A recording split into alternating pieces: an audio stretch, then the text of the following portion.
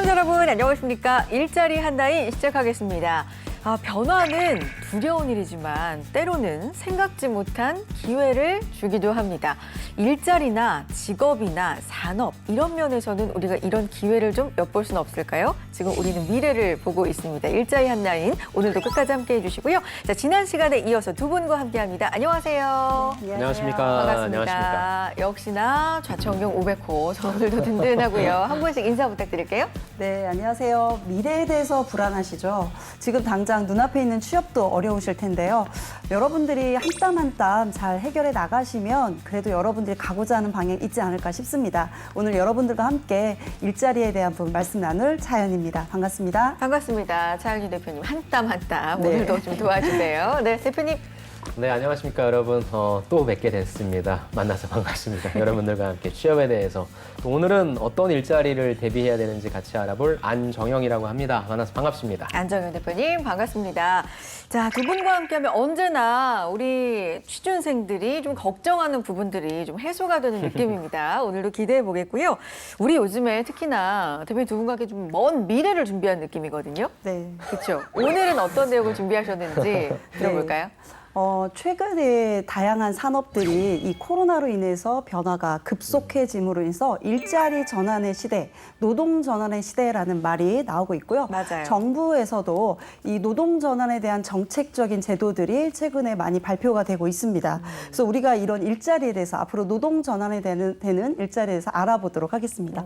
노동 전환, 일자리 전환. 네. 일단 어감 자체가 굉장히 뭐가 확 많이 바뀌는 느낌입니다. 좀 자세히 좀 알아볼까요? 네, 초도에 말씀드린 네. 언택트라던가 그다음에 원격 근무라던가 자동화, 4차 산업의 혁명 이런 어떤 우리가 키워드, 트렌드들을 잘 알고 있을 거고요. 네. 먼 미래의 일이다라고 생각을 했을 텐데 신종 코로나로 인해서 우리 앞에 불쑥 나타나게 되지 않았나 싶은데요. 우리가 과거에는 이렇게 공장을 세운다라고 하면은 거기에 따른 고용이 생기고 고용에 따른 생산성이 향상되고 그렇죠. 공장을 이제 확충하고 계속 네. 늘려가는 그런 형태인데. 우리가 전 시간에도 우리가 시가총액 얘기를 했는데요. 맞아요. 삼성이나 현대 네. 이런 회사들의 고용 대비 네. 네이버라던가 카카오는 몇 명 정도 될까요? 그러니까 시가총액도 네이버 카카오가 한 3, 4위쯤 되잖아요. 그렇죠. 그러면은 사실 네이버 카카오도 만만치 않은 고용을 가져야 되는데 4분의 1이라고 합니다. 그렇다면 우리가 산업의 어떤 매출이라던가 이런 네. 부분들은 많지만 거기에 따른 고용은 이 네이버 카카오가 지금 계속 증가되고 있는 어떤 매출 시가총액의 어떤 증대성을 바라본다면 일자리에 대한 부분은 줄어든다라는 게 앞으로의 또 미래가 아닐까라는 불안감을 좀 두고 있습니다. 그래서 이런 4차 산업혁명, 디지털 전환에 따른 우리 일자리, 제조업의 어떤 변화, 패러다임에 대해서 우리가 좀 생각해보는 그런 시기가 아닐까 생각됩니다. 그러니까 제조업 패러다임이 바뀐다. 사람이 하는 일을 기계가 대신한다. 이것만도 사실 좀 옛날 얘기가 된 것 같아요. 그걸 넘어서서 모든 게 다 디지털화 된다. 이제는 그런 쪽으로 변화가 이미 많이 좀 진행이 된 게 아닐까 싶은데 디지털 혁명과 그러니까 관련이 있는 거죠? 그렇습니다. 디지털 혁명해서 네. 우리가 디지털 관련된 산업은 인공지능, AI 네. 잘 아실 겁니다. 교육 산업에서 AI 산업의 어떤 발전으로 아니면 금융 산업에 대한 발전으로 이제 많은 변화가 생길 거고요. 사물 인터넷, IoT 해서 통신과 관련된 부분이죠. 그래서 다양한 공장에서의 원격 시스템이라든가 이런 부분들이 IoT 산업을 통해서 많은 변화가 생길 거고요.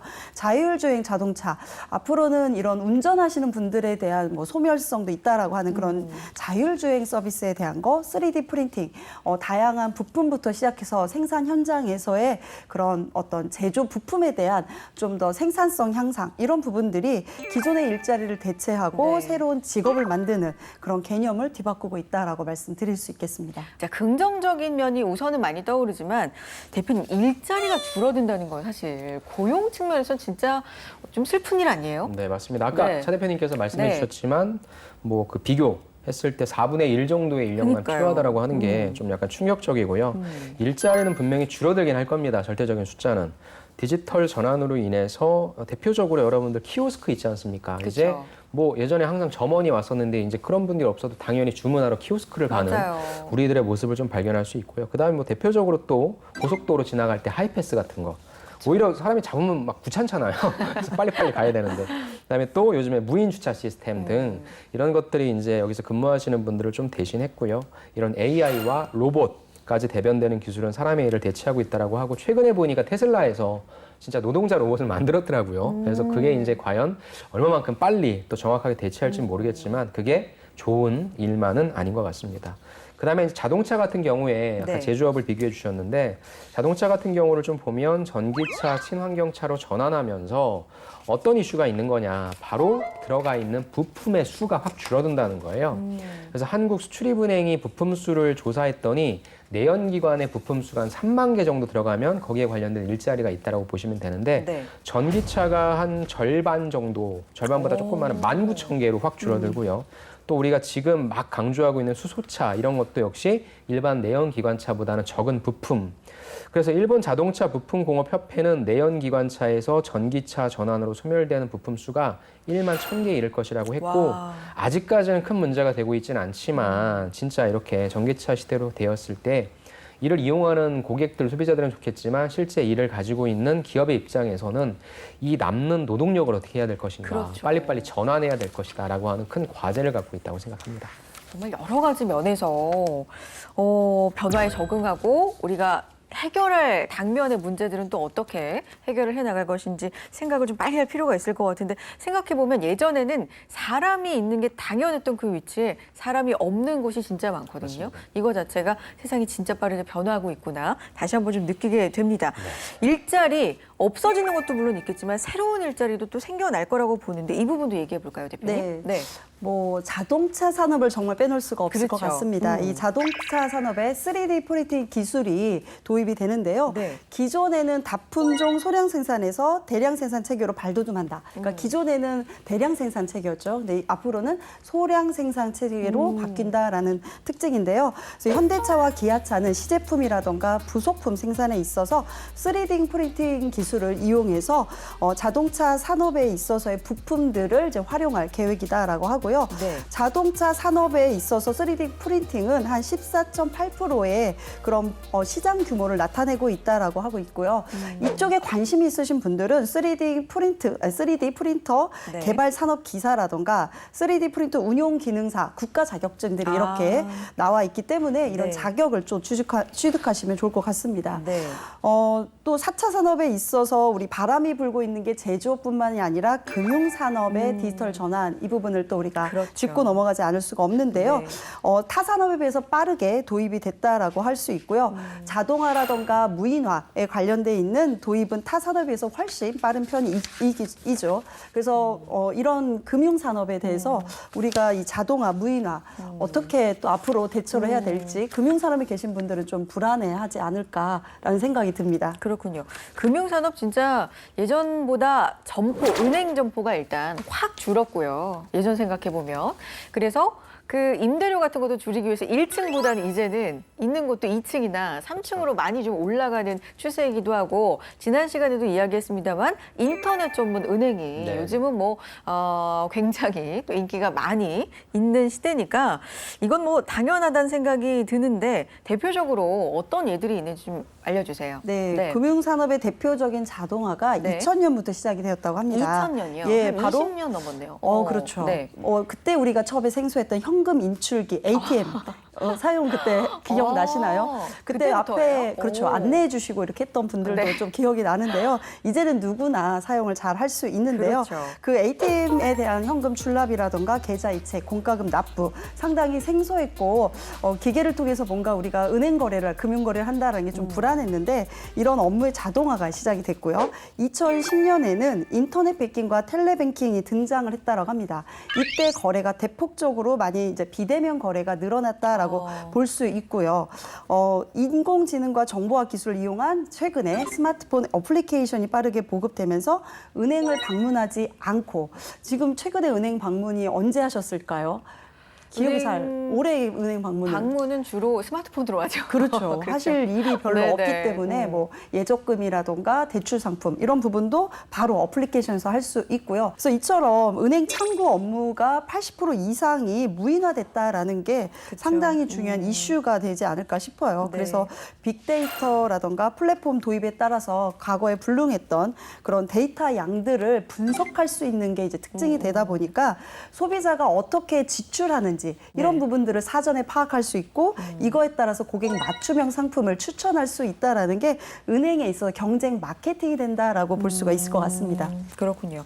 그 코로나 이후에 보면은 투자 인구가 진짜 많이 늘었잖아요. 네네. 뭐 주식을 비롯해서 유동성의 문제도 물론 있습니다만 그렇기 때문에 전 국민이 진짜 투자에 관심을 많이 갖는 이때가 오히려 좀 기회가 되지 않을까? 금융 전문가로서 좀 그렇죠. 발돋움할 수 있지 않을까? 이런 좀 시야를 넓혀보는 게 좋을까요? 대표님 어떻게 보세요? 근데 이제 그 네. 정보를 얻기 위해서 네. 내가 지점을 찾아갈 것이냐 아. 아니면 내가 쉽게 스마트폰으로 볼 것이냐라고 하는 유통 경로에 있어서의 이슈는 있겠죠. 그런데 또 저도 죄송한데 아직은 젊어서 그런 부분들로 생각할 수 있는데 실제 금융 상품 중에 보험 상품이라는 게 있는데 보험도 저 같은 경우에는 다 비대면으로 가입하거든요.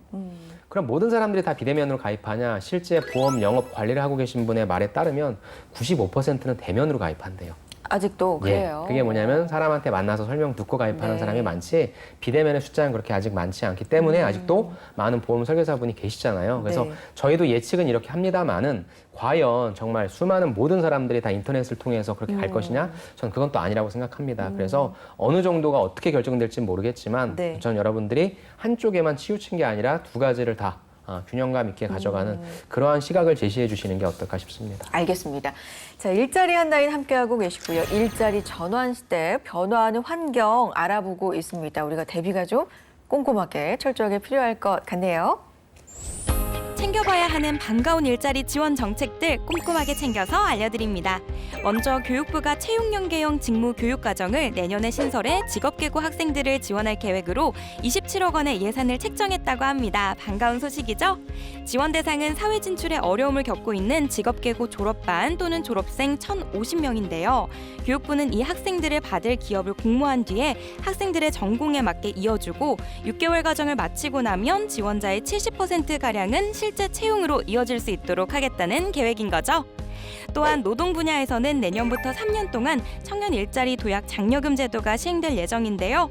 5년 이상 중소기업이 청년을 정규직으로 채용하면 18살에서 23살 고졸 청년 2만 명을 포함해 모두 14만 명까지 1인당 인건비를 한 해 960만 원씩 지원하는 제도입니다.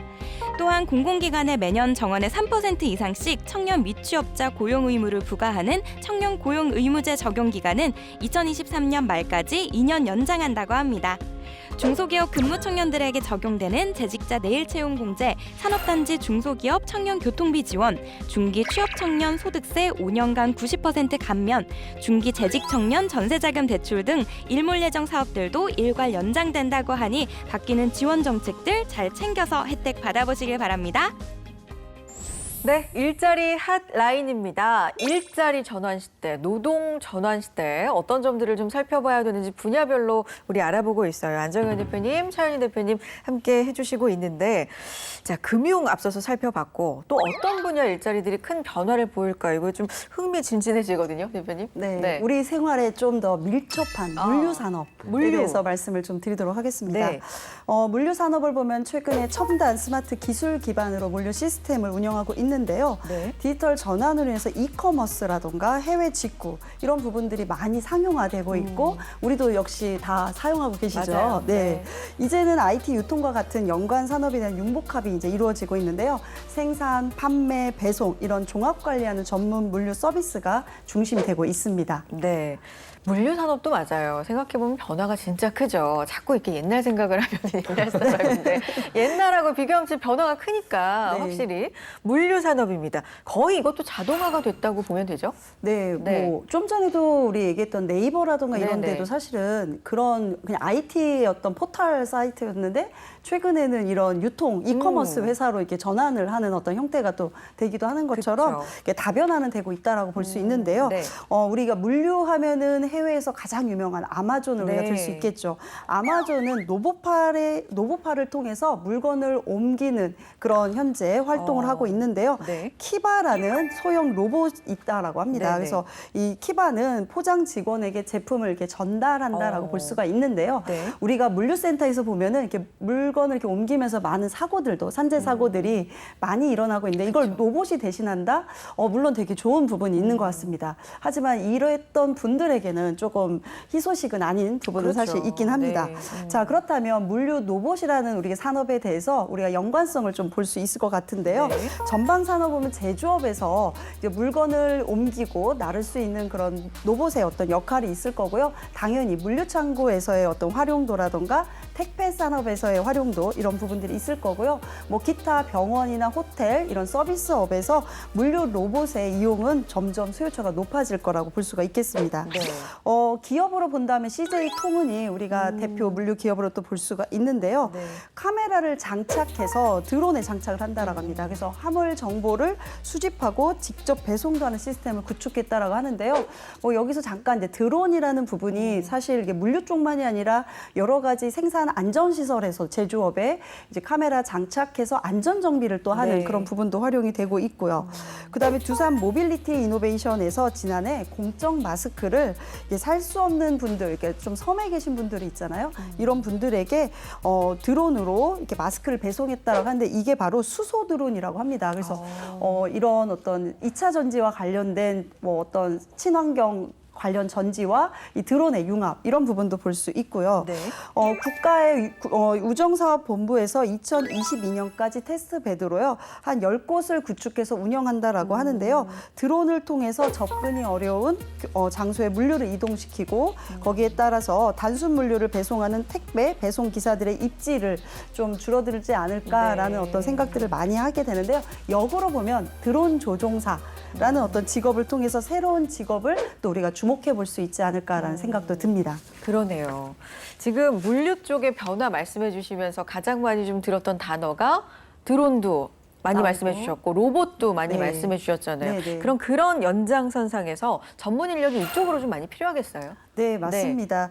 우리가 이제 로봇 하면은 이제 네. 예전에 보면은 기계과 나오면 실제로 그렇죠. 어떤 기계 뭐 배관이라던가 이런 어떤 장비들만 보는데 뭐 학부생들 같은 경우에도 보면은 로봇을 자작하는 그런 동아리에 들었다라고 했을 때 그런 부분들의 여러 가지 적용을 본다면 뭐 과거에는 우리가 로봇을 만든다 하면은 그냥 아이들은 어떤 장난감 정도로 생각했는데 이제는 실제로 산업에서 활용을 한다라는 거에서 이제 우리가 쓸 수 있고요. 드론 자체도 예전에 그런 드론을 이용해 보는 그런 활동들이 많지는 않았어요. 하지만 최근에 이제 이런 드론을 활용하는 어떤 학부 시절의 활동이라던가 이런 전문 자격증 이런 것들을 통해서 우리가 좀 더 나타낼 수 있는데요. 스마트 공정 하면은 소비자들에게 어떤 개별 욕구를 충족해 줄 수 있다라는 부분이 있고요. 이제 소량 생산, 어떤 속도전 이런 능력들을 좀 독보적으로 보여줄 수 있는 게 이런 네. 스마트 공정의 특징이다라고 할 수 있고요. 관련 자격증을 좀 우리가 한번 네네. 넘어간다면 로봇 기구 개발 기사라던가 로봇 소프트웨어 개발 기사, 로봇 제어 하드웨어 전문 기사 이런 국가 자격증도 신설이 되어 있으니까요. 네. 이 기계과라던가 IT 이런 전공자분들이라면 이런 부분들을 융합하시면 좋은 자격증이 될 것 같습니다. 로봇 쪽으로도 국가기술 자격이 2017년도에 이미 신설이 되어 있군요. 이런 부분도 활용해 보시고 로봇 전문가가 이제는 좀 많이 필요할 것 같다라는 말씀이십니다. 드론도 개인적으로 이제 취미로 한 번쯤 날려본 적이 있는데 쉽지가 않더라고요. 네. 근데 이걸로 배송까지 해야 된다. 진짜 정교한 기술이 필요하겠네요. 네, 맞습니다. 그래서 드론을 전문적으로 이제 하게 되면은 네. 이제 뭐 관련 자격증을 취득하셔서 거기에 따라 여러 가지 이제 활동을 하시게 되겠지만 또 그 드론에 따른 기술 정비, 점검 이런 부분들도 상당히 필요하지 않을까 싶은데요. 그래서 로봇뿐만이 아니라 드론 이런 양쪽의 기계들을 점검하는 신기술 어떤 전문 교육들이 앞으로 유망해질 거다라고 볼 수 있겠습니다. 로봇과 드론 앞으로 좀 관심을 가져볼 필요가 있을 것 같습니다. 자, 다음으로 어떤 산업 일자리 변화 대표님 주목해 볼까요?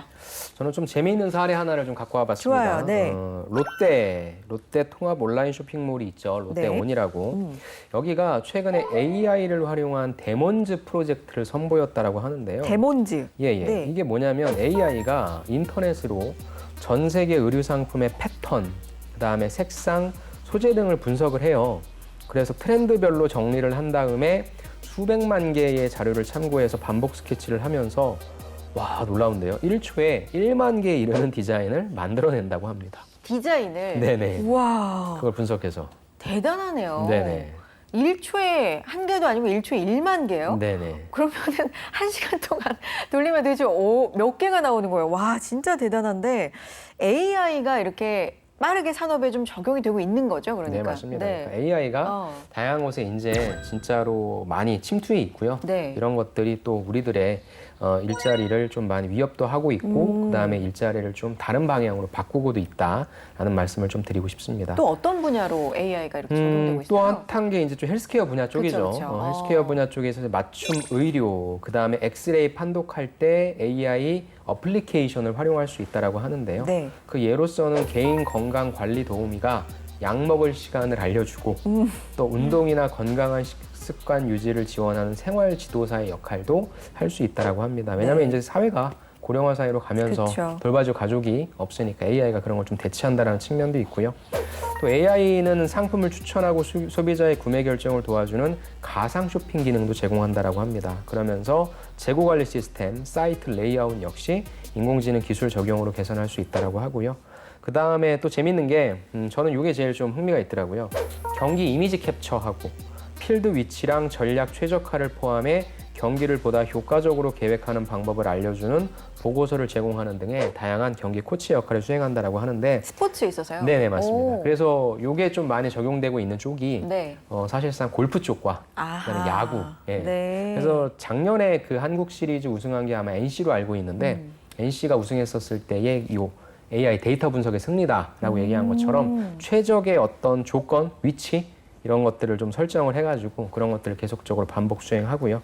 그러니까 AI가 진짜 이전에 AI가 하지 않았다라고 한다면 이제 뭔가 객관성이 좀 떨어질 정도로 굉장히 많은 곳에 쓰이고 있으니까 유통소비재 쪽에 여러분들이 지원하신다라고 한다면 실질적으로 어떤 서비스, 조금 더 정교화된 서비스를 만들어낼 수 있을 것인가에 대한 부분. 그 다음에 제조업체라고 한다면 스마트 팩토리라고 하죠. 그래서 어떻게 하면 조금 더 자동화된 최첨단 등대 공장이라고 하죠. 그런 부분들을 만들어낼 수 있을지에 대한 다양한 예시들을 좀 한번 보시면 여러분들이 앞으로 들어가셔서 내가 어떤 일을 해야 되겠다라고 하는 부분을 감을 잡으실 수 있을 것 같습니다. 그렇군요. 저는 쭉 지난 시간도 그렇고 이야기를 나누면서 이런 생각이 듭니다. 뭐 지금 정말 코앞에 뭐 면접이 닥치신 분들이거나 열심히 취업 준비를 하시는 분들 갑자기 이런 준비를 새롭게 하라 그러면 또 다른 엄청난 짐이 될 수 있겠죠. 네. 그런 분들 이걸 왜 알아야 되지? 그런 분들도 면접에 가서는 트렌드가 이렇게 변하고 있구나를 알고 모르고의 차이는 좀 크지 않을까라는 생각을 좀 해보게 되면서 정신 똑바로 차리고 이 변화의 포인트를 잘 캐치하는 게 중요할 것 같습니다. 자, 마지막으로 우리 취준생분들 이것만은 꼭 체크해라. 마무리 말씀 한 말씀씩 들어볼게요. 네. 지금 우리 MC님이 말씀하신 것처럼 내가 지원할 회사가 없어지는 건 아닙니다. 그냥 기존에 했던 산업의 어떤 방식이 있고 그 일하는 어떤 패턴이나 방식들이 있으면서 새로 융합된다라는 게 상당히 중요한 부분이어서 내가 지원한 회사가 어떤 기술과 융합되는지 이 부분을 잘 체크하셔서 그 기술에 대해서 우리가 인문상경 계열이 그것을 뭐 취득하기는 상당히 어려웠기 때문에 그 부분에 대한 이해, 그런 부분에 대한 관련 어떤 트렌드, 그런 공부들은 지속적으로 하면 좋을 것 같고요. 아까 말씀하신 것처럼 네. 이제 앞으로 사라지는 직업도 실제로는 있어요. 그렇죠. 이제 뭐 AI하고 로봇이 합쳐서 AI 로봇 그 골프 코치 이런 것들이 이제 만들어진다라는 거에서 네. 그러면 골프를 가르치시는 코치님들은 과연 나는 여기서 어떠한 역할을 할 것인가를 고민하시면 이제 내가 그동안 눈으로 보고 뭔가를 지도했던 방식은 너무 기본적인 부분이 되었고 그 이상의 좀 더 퀄리티 있는 것들을 좀 지향하시는 전문가형이 앞으로는 필요하지 않을까라는 생각이 듭니다. 그래서 내가 하고 있는 지원하고자 하는 산업에 플러스되는 기술은 무엇일지 이 부분을 여러분들이 잘 염두하시면 좋을 것 같습니다. 알겠습니다. 대표님. 저는 일단 두 가지를 좀 말씀드리고 싶은데요. 네. 첫 번째는 우리 차 대표님이 말씀하신 것처럼 여러분들이 근무하는 회사가 없어지진 않을 거고 여러분들이 갑자기 완전 새로운 일을 하진 않을 것 같습니다. 그래서 먼저 본질에 여러분들이 취업 준비를 하셨던 그 본질에 충실하시되 관심을 좀 가졌으면 좋겠습니다. 아까 제가 뭐 장난삼아 우리 메타버스 얘기를 좀 네. 하긴 했는데 저희도 이러다 갑자기 메타버스로 방송이 된다면 나는 어떻게 적응을 해야 되겠구나라는 관심은 있어야 되는데 메타버스가 뭐죠? 이러면 안 되잖아요. 그래서 아까 제가 말씀드린 것처럼 다양한 사례들을 보면서 아 저렇게 변화하겠구나라고 하는 관심 정도만이라도 꼭 가져주시길 부탁드리고 싶습니다. 알겠습니다. 관심, 본질에 충실하면서 관심을 갖는 건 정말 필수 사항이다. 두 분 다 강조를 해주셨어요. 안정현 대표, 차윤희 대표는 여기서 인사 나누겠습니다. 두 분 말씀 고맙습니다. 네, 감사합니다. 네, 일자리 한다인 오늘 저희가 준비한 내용 여기까지입니다. 다음 이 시간에도 알찬 내용 가지고 여러분 인사드릴게요. 함께해 주신 여러분 고맙습니다.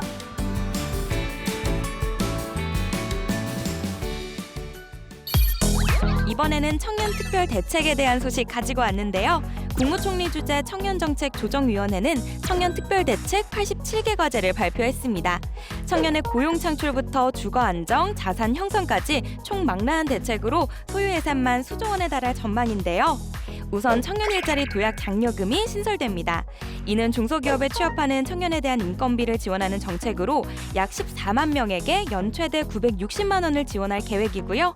또 중소기업 재직 청년의 자산 형성을 돕고 교통비 등을 지원하는 정책도 유지된다고 합니다.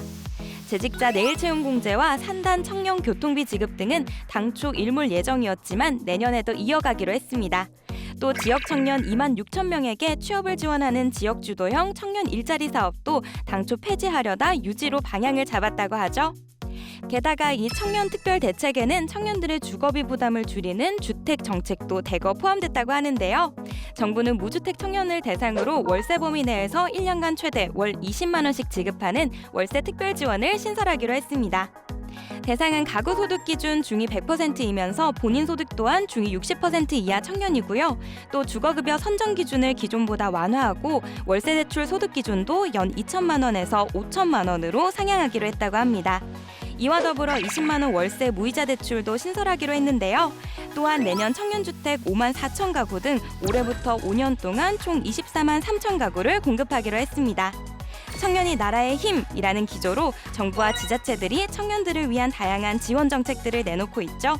우리 청년분들 파이팅하셔서 성공 취업, 성공 창업 등 희망찬 미래 계획 세워보시기 바랍니다.